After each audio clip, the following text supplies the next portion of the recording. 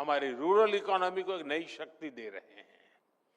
Cooperatives के इसी महत्व को समझते हुए हमने इसके लिए एक अलग से मिनिस्ट्री बनाई है, ताकि हमारी पॉलिसीज को इन कोऑपरेटिव की जरूरत के हिसाब से ढाला जा सके। इस सेक्टर के लिए टैक्स और ट्रांसपेरेंसी रिफॉर्म्स भी किए गए हैं।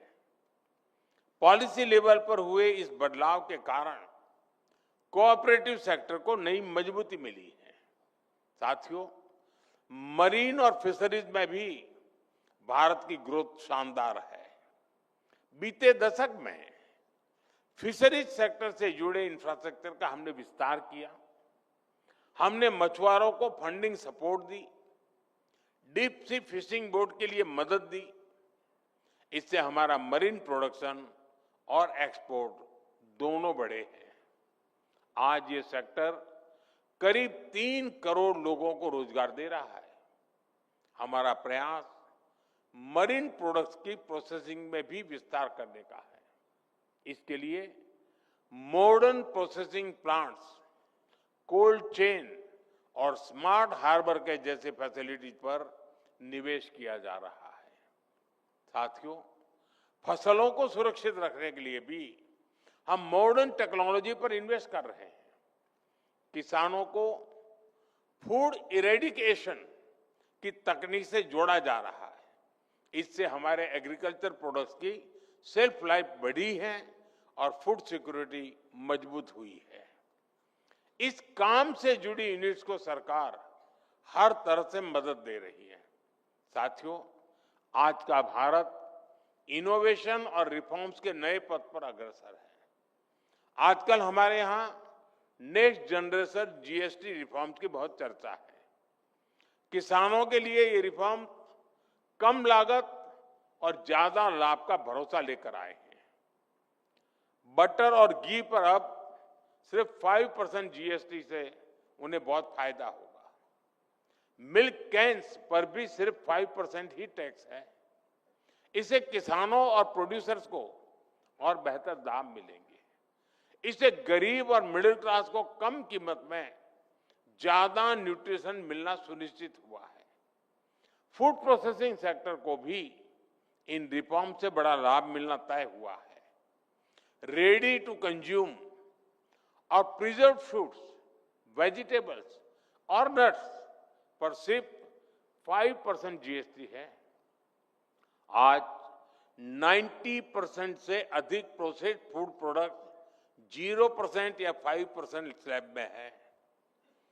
बायोपेस्टिसाइड्स और माइक्रो न्यूट्रिएंट पर टैक्स कम हो गया है। जीएसटी रिफॉर्म से बायो इनपुट सस्ते हुए हैं। छोटे ऑर्गेनिक फार्मर्स और एफपीओज को सीधा फायदा मिलना तय हुआ है। साथियों, आज समय की मांग बायोडिग्रेडेबल पैकेजिंग की भी है। हमारे प्रोडक्ट फ्रेश रहें, बेहतर रहें, ये जरूरी है, लेकिन इसके साथ साथ नेचर के प्रति भी हमारी जिम्मेदारी है। इसलिए सरकार ने बायोडिग्रेडेबल पैकेजिंग पर जीएसटी को भी 18% से घटाकर 5% कर दिया है। मैं इंडस्ट्री के सभी साथियों से भी आग्रह से कहना चाहूंगा कि बायोडिग्रेडेबल पैकेजिंग से जुड़े इनोवेशंस में इन्वेस्ट करना चाहिए और जल्दी से जल्दी हमारे सारे प्रोडक्ट को पैकेजिंग के लिए बायोडिग्रेडेबल की तरफ शिफ्ट कर देना चाहिए। साथियों, भारत ने खुले मन से अपने देश के दरवाजे दुनिया के लिए खोल रखे हैं। हम फूड चेन से जुड़े हर इन्वेस्टर्स के लिए ओपन है। हम कोलैबोरेशंस के लिए खुले दिल से तैयार हैं। मैं एक बार फिर आप सभी को भारत में सबसे ज्यादा इन्वेस्टमेंट करने के लिए निमंत्रित करता हूं। इस क्षेत्र में बहुत अवकाश है, बहुत संभावनाएं हैं। इसका आप फायदा उठाएं और इस आयोजन के लिए मैं सभी संबंधित लोगों को बहुत बहुत बधाई देता हूं। धन्यवाद।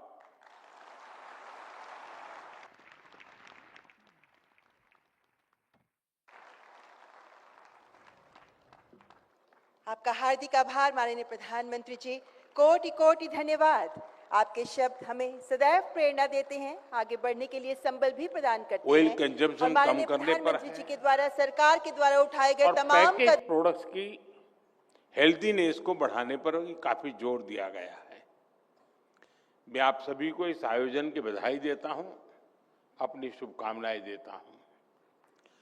फ्रेंड्स, इस इन्वेस्टमेंट से पहले जहां वो इन्वेस्ट करने जा रहे हैं वहां की नेचुरल स्ट्रेंथ को देखता है।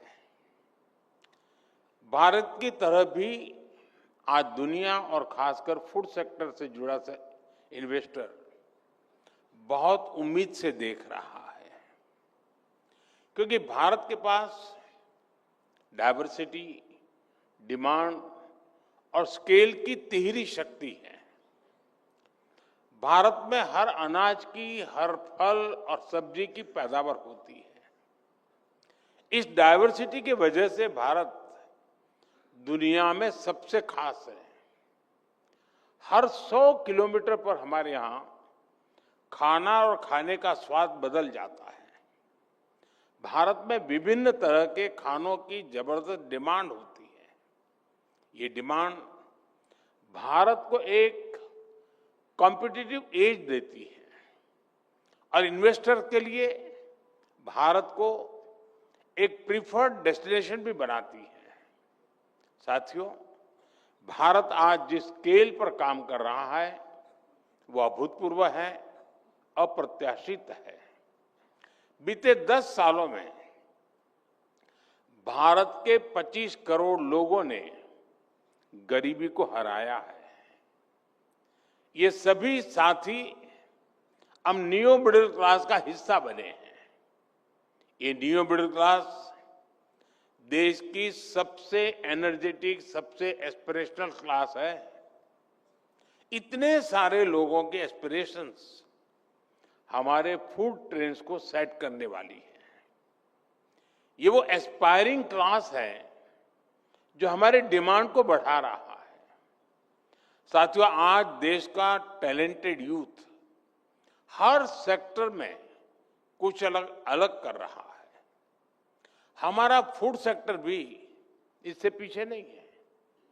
आज भारत दुनिया का तीसरा सबसे बड़ा स्टार्टअप इकोसिस्टम है और इनमें से कई सारे स्टार्टअप्स फूड और एग्रीकल्चर सेक्टर्स में काम करते हैं।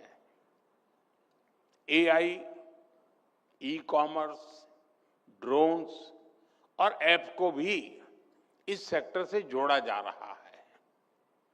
हमारे ये स्टार्टअप्स